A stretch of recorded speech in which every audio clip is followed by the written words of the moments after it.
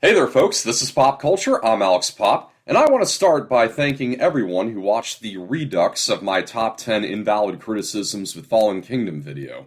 The original reached over 4,000 views, which is no small sacrifice from me, but I do feel more satisfied with the way that the new version turned out over the original. It's already performed better than most of my videos, so thank you to all of you for continuing to like and share. I might actually be the single biggest fan of Fallen Kingdom. So with that knowledge, it may surprise some of you to know that I'm not the biggest fan of Jurassic Park III. It's certainly my least favorite of the series. It's alright, it's got some fun action sequences, especially the escape from the Pteranodon cage. It's got Alan Grant, which is always a plus in my book, and his interactions with Eric are the best in terms of character moments that the movie's got. And the new score by Don Davis is seriously underrated, particularly the Amityville horror-like vocalizing during the scene in the abandoned lab, and the rising drum beat building up to the Pteranodon emerging from the mist. And the movie knows what it is, just a basic rescue mission with one of your favorite heroes in the vein of like Jaws 2, so it wisely doesn't overstay its welcome and keeps things to a brief 90 minutes. But there are a number of dumb decisions made with it too. Why would Alan Grant say that no force on Earth or heaven could get him on the island, only to be swayed by the very same force on Earth that got him there the first time? Why would they split up Alan and Ellie after their whole story arc in the first movie? And in such a cruel gotcha manner, I might add, starting by making us think that these are their kids, only for Ellie to kiss another man a few seconds later. Why would they kill off and replace the T-Rex, the most iconic dinosaur of the franchise? And on the subject, despite having this smorgasbord of a Rex all to itself, the Spinosaurus continues to follow the humans all around the island. At least in The Lost World, there was a reason for why the Tyrannosaurs hunt the InGen team. They saw them as a threat to their offspring. Paul and Amanda Kirby are bores, and there aren't really any new discoveries or developments made for the Jurassic story. And need we forget the raptor channeling a prairie dog? Alan! Alan! Alan! Alan! Alan! Ow! Alan! A lot of these are very common reasons for why JP3 is not very well liked. However, there's one other common reason that I have to object to. It has to do with Grant's character, and that's what I'm going to zero in on today. So I guess you could think of this as like the top 1 invalid criticism with Jurassic Park III. With Grant's story soon to be continued in Jurassic World Dominion, I think this could be an important time to clear this up. The thing about the character of Dr. Grant in JP3 that has even turned off some Jurassic fans is that he seems to have inexplicably done a 180 in terms of his views on the dinosaurs that InGen created. In Jurassic Park, his mind was captured by them. He was very fascinated with studying and observing their behaviors. And he recognized them as living animals that were to be respected as such, as he says to Lex.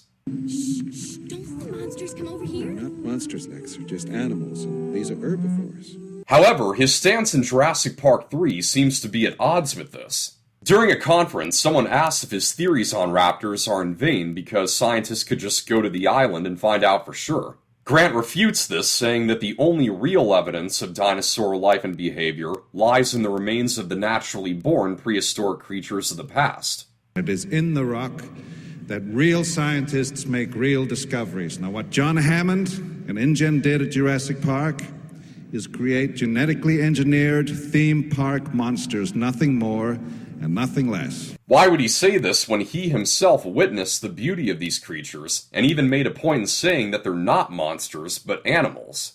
Does this flat out contradict his character in the first movie? I would have to say, not really. The first small thing to consider is that when Grant notes the contrast between the dinosaurs engineered by Hammond and their prehistoric counterparts, he does have something of a point. The genetic codes of the dinosaurs are not 100% pure, making them not completely identical in size, behavior, and even appearance to the naturally born creatures of the Mesozoic. The following movie, Jurassic World, elaborates a bit more on this. Nothing in Jurassic World is natural. We have always filled gaps in the genome with the DNA of other animals, and if their genetic code was pure, many of them would look quite different. So, this does still leave some space for things to learn from the fossils. And the way I see it, there are personal reasons for why Dr. Grant would want to draw people's attentions to this and away from the dinosaurs on the islands. In the first movie, he really did get swept up into the majesty and wonder of Jurassic Park, but at heart, in the words of the Amber Miner early in the movie, he's a digger. Paleontology is what he has poured his life into. As he visits the park and experiences something so momentous, it does make it a little easy for him to begin to grapple with the idea that the place may put him out of work. But then, Jurassic Park goes awry. They end up having to abandon the place, and it never opens for the world to see. And on top of that, everyone that Hammond invited signed a non-disclosure agreement that they wouldn't breathe a word to anyone about what they saw on the island. So from Dr. Grant's point of view, things have gone right back to going his way. The dinosaurs will be forgotten about, his passion for paleontology will remain just as relevant as ever, life as he knew it will go on. Yes, he and Malcolm broke the NDA, but hardly anyone believed him. But after 4 good years of Grant living his dream, then comes the San Diego incident. The world learns that everything Malcolm wrote about is all true, that dinosaurs are alive. And naturally, people want to see them for themselves. Grant's bubble is rudely burst. When Grant is so reluctant to accept this reality, I can get where he's coming from.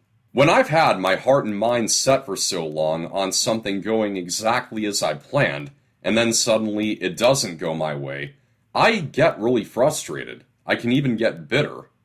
So in Grant's case, he's become so put off by this abrupt change after getting so contented with the idea that nothing will change and his passion will stay relevant.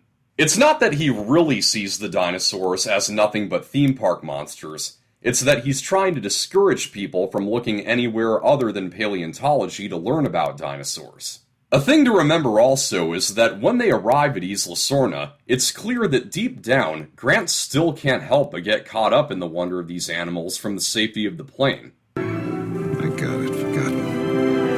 Everyone, if you look out the left of the plane, you can see a whole herd of brachiosaurs. In fact, you can see in the front of the group the alpha male grazing there. The experience on Sorna may have only reinforced the fact that Grant doesn't see himself as cut out to be the astronaut and he wishes to remain the astronomer.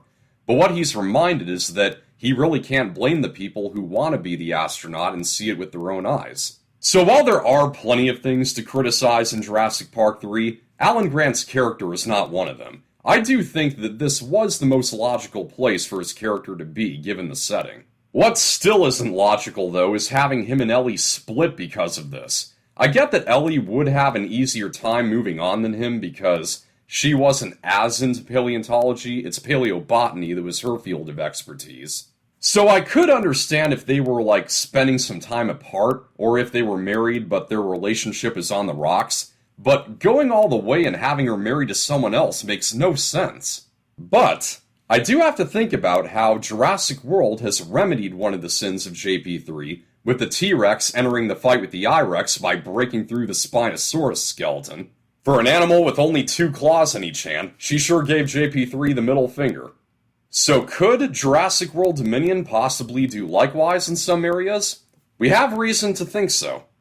To see who Ellie is today, what it means for her to be divorced, having raised kids, single, independent, and frankly, living the Alan Grant life. Yep, I smell some more wrongs being righted. However, it isn't enough to simply bring Grant and Sattler back together as an item again. I've been saying this ever since the OG cast was announced for major roles in Dominion, and I will say it one more time. We need the payoff to what Grant says to Lex in the first movie. What are you and Ellie gonna do now if you don't have to pick up dinosaur bones anymore? I don't know, I guess we'll just have to evolve, too. I may understand why Grant was the way he was in Jurassic Park III, and that he may still yet have a hard time letting paleontology go, but with the whole world going through this radical change, he can no longer just bury his head in the sand with the fossils. Really good analogy, if I say so myself. Sattler taking him along on this investigative mission against Biosyn is a great opportunity to do it. She can help him see how he can put his expertise to more contributive use in accordance with the changing world. If it all ends with him still yet doing his usual thing, digging up bones, it would be a total cop-out 30 years in the making. I know it's unrealistic to expect a movie to do every little thing you hope it does, but if the pitch you're going for is that this is the conclusion of the core story, and this is the last time we're seeing the legacy characters, then Grant's evolution is possibly the single most important thing for Dominion to accomplish. Will it happen? I'm soon to find out.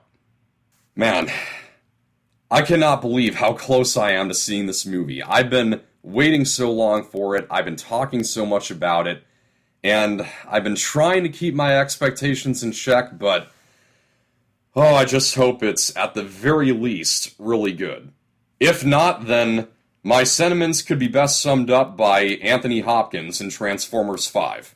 Deep down inside, you begin to wonder, has my life been wasted?